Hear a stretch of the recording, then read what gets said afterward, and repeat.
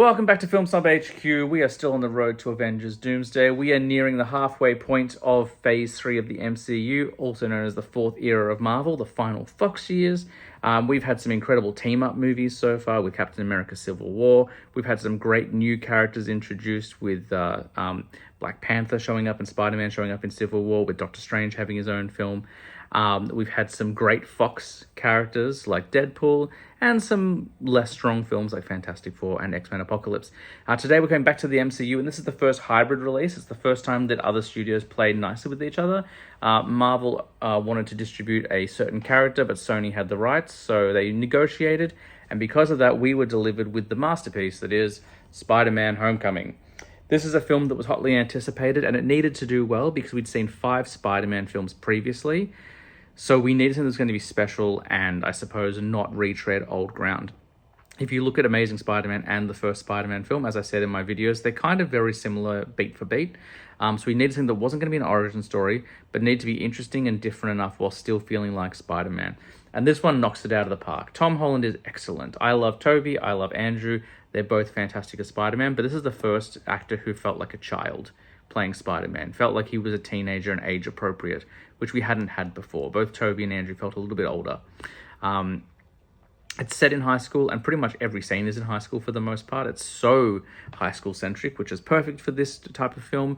We're introduced to his high school friends. In the previous films, he didn't really have friends. Like, he had Harry in the first movie, but it didn't really feel like they were friends. It kind of felt like Harry was taking advantage of him. In Amazing Spider-Man, he was very much a loner, except for Gwen. This one, he's got Ned. They're best friends, and yes, they are kind of losers, but they're losers together, so that works. We're also introduced to Michelle Jones, who ends up being this universe's MJ, and we're introduced to Liz, who is his romantic interest. We've also got a more active Flash.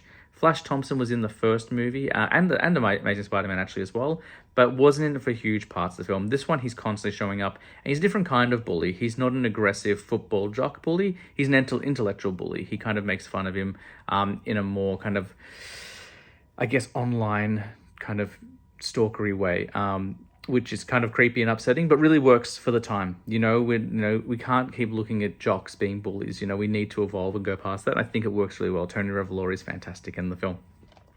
We're also introduced to a very interesting villain. We have Adrian Toomes, the Vulture, who's more of a blue-collar villain. He has a really good motivation as well. He works for the city. Him and his guys were responsible for cleaning up all the debris left by the Avengers and the Chitauri invasion in the Avengers film. When a government contract pretty much steps in and says, hey, we're a new department, we're taking over. This is the Department of Damage Control, who would come up again and again in the Spider-Man films.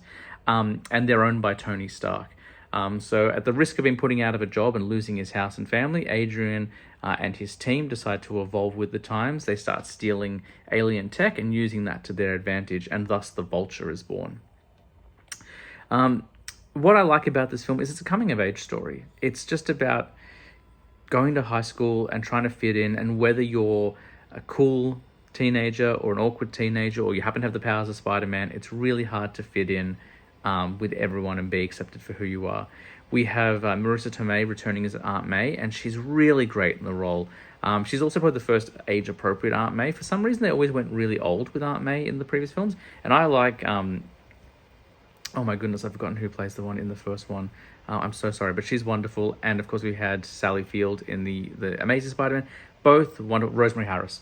They were both wonderful in the films, but Aunt May in this one just feels a little bit younger, a little bit more in touch with the times, a little bit more with the finger on the pulse, and the age that your aunt should be, to be honest. Like, your aunt should be kind of like, 40s, 50s, that sort of thing, as opposed to, a lot older as presented in those earlier films.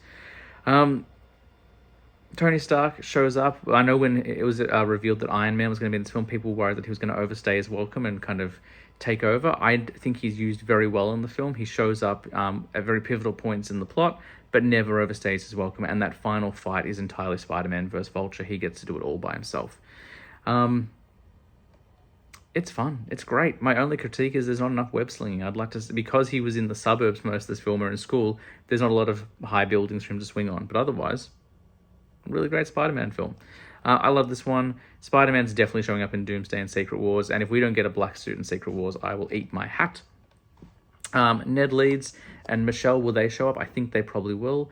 Vulture, really interesting to see if he shows up. The fourth Spider-Man film is out this year. Brand New Day is due out in July, with the return of Mac Gargan, the Scorpion, who showed up for the first and only time in this film. So it's possible we'll get some Spider-Man villains showing up in Doomsday or Secret Wars as well.